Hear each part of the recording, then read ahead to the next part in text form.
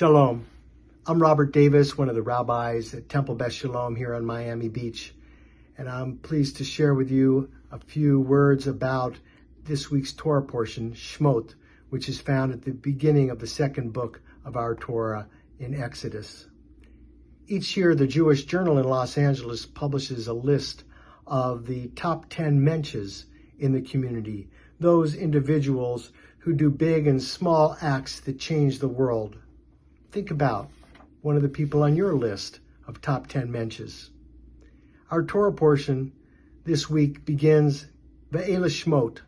These are the names of the children of Israel who came to Egypt. And then we get a list of the names. The Midrash tells us that among the reasons that the Israelites eventually were redeemed from slavery is that they didn't change their names to Egyptian names. In spite of 400 years of slavery, the enslaved never lost their core identities. The Midrash as well teaches us that every person has three names: the name that our parents give to us, the names others come to call us, and the name one creates for oneself. Recently, a teacher told me that the name our parents gave us represents the past. The name others call us represents the future, and the name we call ourselves is realized only in the present.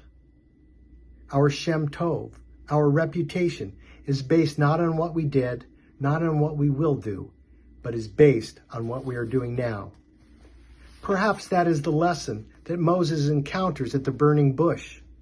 The burning bush is this ultimate symbol of being in the present, being able to focus intently enough to see that the bush was on fire without being burned, to listen carefully enough to recognize the voice of God, and to appreciate the fact that Moses was even able to make it to that moment in time.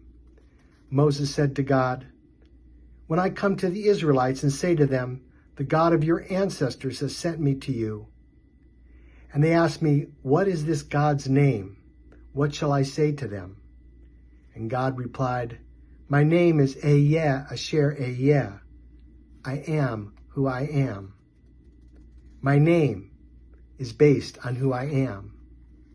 As we turn to a new book in the Torah, I hope that the pain of the past will fade, that the beauty of lessons learned will endure.